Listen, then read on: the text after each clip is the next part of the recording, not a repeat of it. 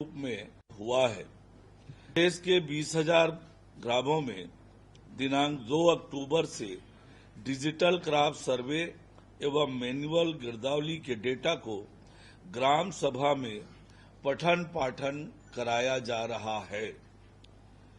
किसानों को बेहतर व्यवस्था सुनिश्चित किए जाने हेतु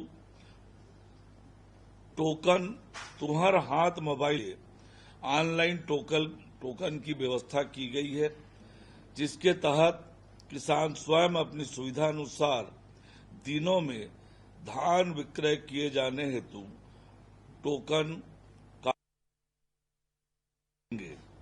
वास्तविक किसानों करने हेतु बायोमेट्रिक आधारित धान की खरीदी की जाएगी। 2,739 खरीदी केंद्रों के माध्यम से हेतु समितियों में समुचित व्यवस्था किए जाने के निर्देश दिए गए हैं। समितियों को खरीद वर्ष 2025-26 में शून्य सूखत आने पर ₹5 प्रति क्विंटल के मान से प्रोत्साहन दिया जाएगा।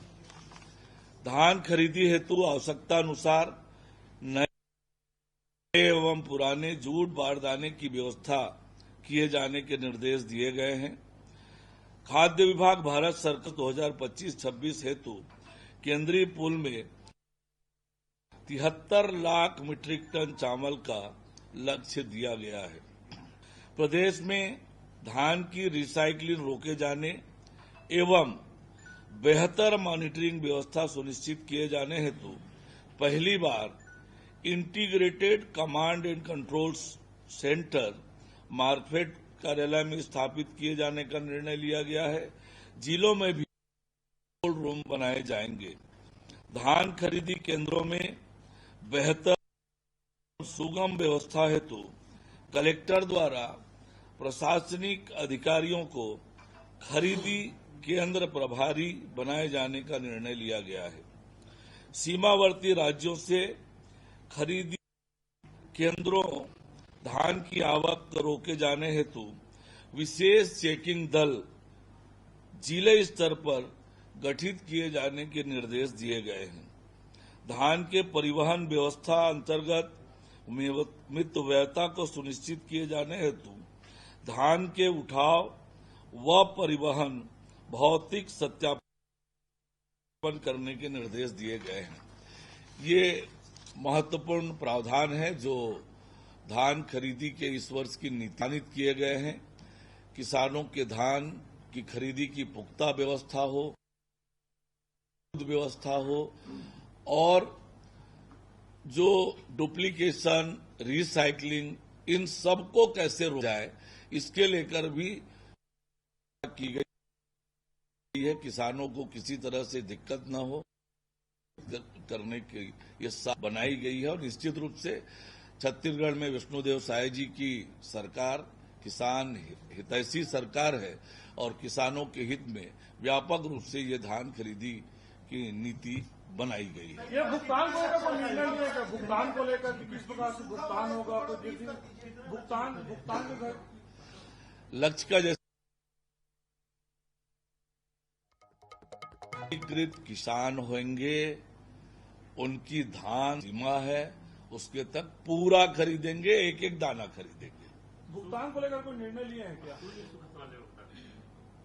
शून्य सूखत का जैसे मामला है, सोसाइटियों में कई बार आप लोग सुनते हैं, समाचार आता है कि इतनी हो गई, तो सोसाइटियों को प्रोत्साहित करने के लिए कि ना हो, यदि इस तरह से पुख्ता व्यवस्था करके वो खरीदी करते हैं कि शॉर्टेज नहीं हुआ, तो उनको प्रति क्विंटल ₹5 हम बोनस देने वाले हैं सोसाइटी को प्रोत्साहित करने के लिए, ताकि सोसाइटी की ऐसी खरीदी की व्यवस्था करे कि किसी तरह का कोई शॉर्टेज ना हो।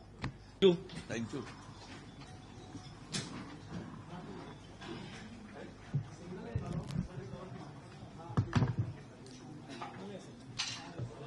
प्रस्ताव को आप सुन रहे थे। उप मुख्यमंत्री जानकारी दे रहे थे साय कैबिनेट में जो बैठक के दौरान प्रस्तावों पर मुहर लगी उसके बारे में विस्तार से बता रहे थे।